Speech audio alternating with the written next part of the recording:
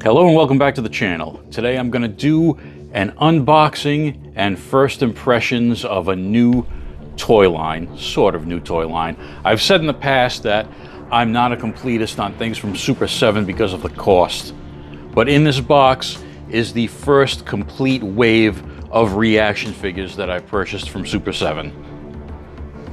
I just received this package. It looks to be in pretty good shape. There is a bit of a ding right here. Hopefully that's not going to be an issue. So let's get this open and you can see what I've purchased. Let me get this down. The contents of the box look to be in good condition. There was enough packing material in there to protect it. So let's take a look at Super 7's Godzilla ReAction Series Wave 1, starting with the original Godzilla 1954.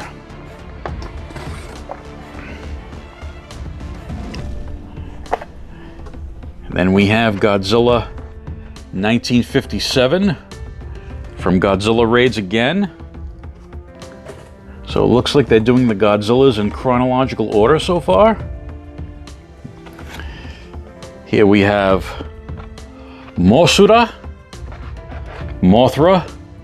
with her egg ready to hatch.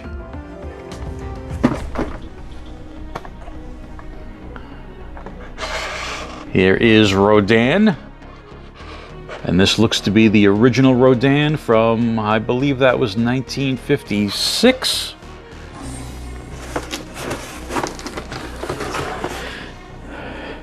Next we have the original 1974 Mechagodzilla,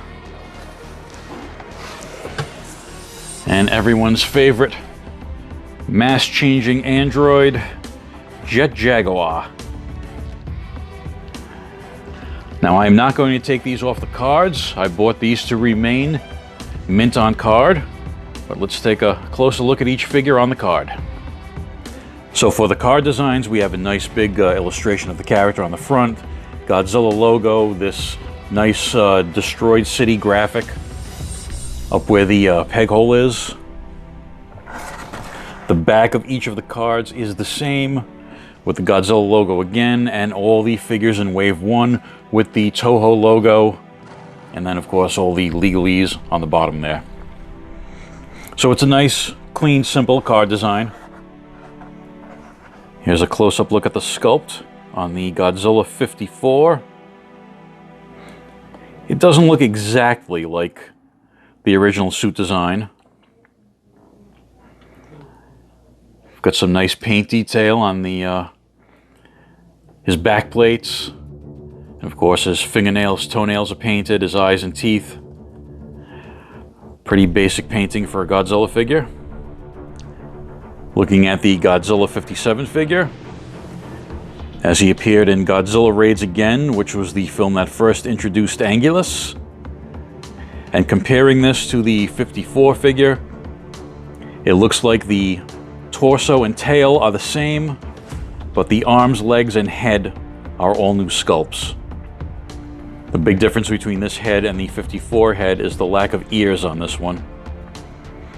And the paint detailing on this figure is pretty much the same as what we got on the 54 figure.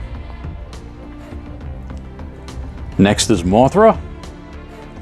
Very nice, clean design on the wings, and also on her face with those big blue eyes. And I did look into the card, and the underside of the wings are also painted,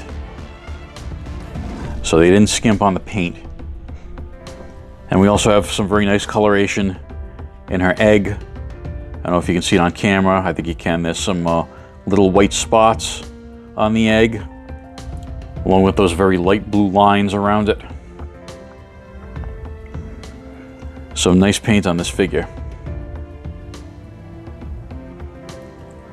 Rodan is next.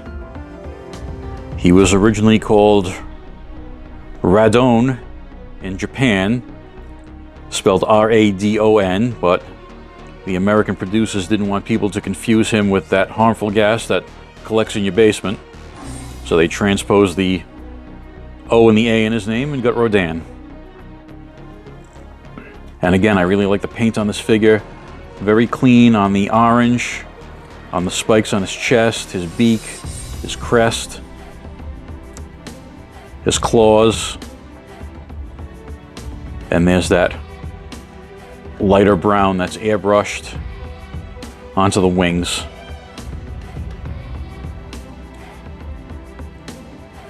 Here we have Godzilla's number 2 archenemy, Mechagodzilla. Of course, his number 1 is King Ghidorah, who was not included in this wave. And you can probably see my biggest complaint about this figure right off. He's not metallic. He's supposed to be silver. So just like Super 7's Silverhawks Ultimates that aren't actually silver, here we see the same type of thing done to Mechagodzilla. He's done in sort of a light gray with some darker gray highlights.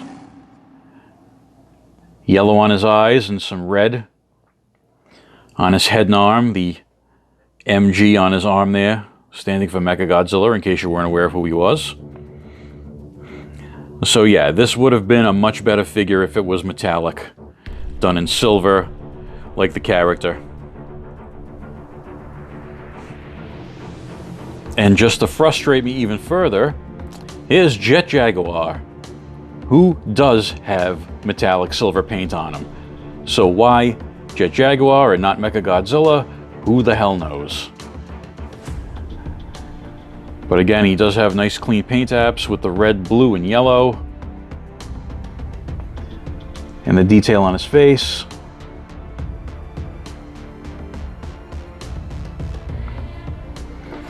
So yeah, a bizarre choice by Super 7 to give the silver metallic paint to Jet Jaguar and not Mechagodzilla. So like I said, I'm not taking these off the card. There's really no need. These are 5 POA figures, if that. Mothra obviously has less than 5 POA due to the design. I did buy these to keep on card for display purposes. So my first impression is that I do like these. They look good on the cards, the figures look good, the paint is nice, except for, like I said, Mechagodzilla, the weird choice to not make him a metallic silver. He kind of looks like he needs a suntan. But other than that, they are going to look good hanging up in a display. I haven't seen any of Super 7's future plans for this line yet. These just came out a couple of weeks ago. If there are future waves, I'd like to see them continue with doing the original Showa era characters from the first 15 films that ran from 1954 to 1975. Of course, we'll need a King Ghidorah, an Angulus, King Caesar, Megalon, all those guys. So that's it for this one, just a quick one today, and thanks for watching. I'll see you in the next one.